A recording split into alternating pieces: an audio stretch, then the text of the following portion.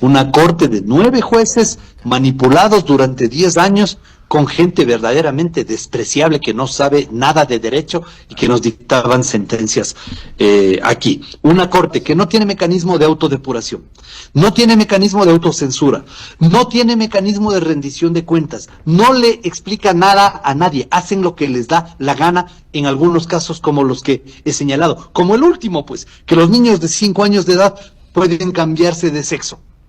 Eso es de la Corte Constitucional. Entonces, ¿qué es lo que ha dejado en evidencia este tema comunicacional? Que se le critica el autoritarismo, entre comillas, de Noboa porque ha planteado una consulta, pero los mismos que le critican a Noboa no critican el autoritarismo de la Corte Constitucional, que en estos casos ha actuado sin limitación y, por supuesto, en mi opinión, excediendo las facultades jurisdiccionales señaladas en la Constitución. Se necesita una nueva constitución, por supuesto, pero no se puede llamar a una constituyente en este momento, porque una constituyente ahora es incompatible con la circunstancia política que vive el Ecuador. Entonces, se necesita una nueva constitución para reemplazar un contrato social fraudulento que es el de Montecristi, porque fue falsificada la Constitución, y de eso hay una denuncia de León Roldós, cuya copia tengo yo, y está en la Fiscalía. Y por supuesto, lo que se aprobó en la Constituyente no fue lo que se publicó en el registro oficial, porque no les gustó a los 3 asesores comunistas españoles que redactaron, ellos sí redactaron la Constitución, con Alexis Vera. El resto los asambleístas hacían solamente ahí el ademán de estar ahí, de alzar la mano. Pero esta es una constitución que fue redactada por el chavismo, financiada por el chavismo. Entonces, obviamente hay que tirarla a la basura.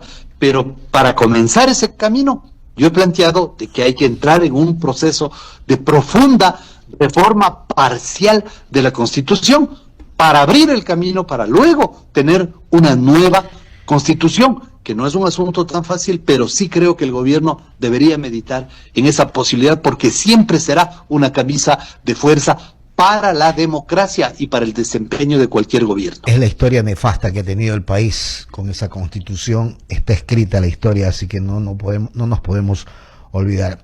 Pero claro, lo curioso es que quienes le acusan a Noboa de autoritario, de dictador, de esto, del otro, porque ayer se desbocaron, ¿no? Especialmente en redes sociales. Resulta que nada dijeron, ni una palabra dijeron, cuando Correa hacía y deshacía con la ley y atropellaba absolutamente todo. Y resulta de que hay una contradicción ahí bien profunda, que yo sí quiero ponerla al descubierto. Dicen que sería que se viene el autoritarismo, no sé cuánto. Ok, veamos lo que ha hecho la Corte Constitucional, que por cierto, yo he aplaudido muchos de sus fallos y he dicho que han actuado correctamente, porque no se puede generalizar. Cuando mandaron a la casa a esos sinvergüenzas de la Liga Azul, yo los aplaudí. ¿Cómo no los voy a aplaudir? Pero la Corte Constitucional también ha tenido una agenda política. La mayor muestra de la agenda política izquierdosa de la Corte Constitucional fue el informe de la Corte para el juicio político de Guillermo Lasso, pues. Es un juicio, un informe de 200 páginas, que se hace en menos de 48 horas. Obviamente lo tenían preparado, pues no es que en 2 días hicieron el informe, ya lo tenían listo, claro, ¿no?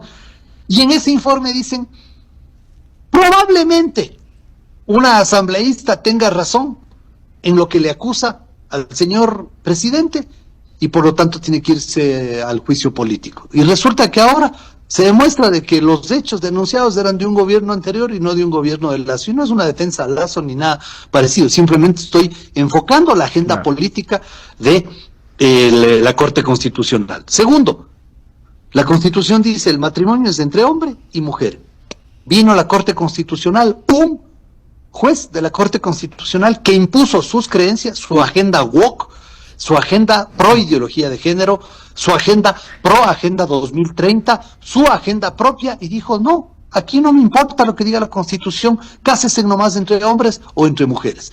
Eso, cada uno hace con su vida lo que le da la gana. Yo no estoy objetando eso, lo que estoy objetando es el acto de la Corte Constitucional y la agenda política que tiene la Corte Constitucional. Y lo de ayer es también una agenda política de la Corte Constitucional, porque ¿hace cuánto tiempo no veíamos que la Corte, en su providencia de admisibilidad del caso, suspenda varios artículos?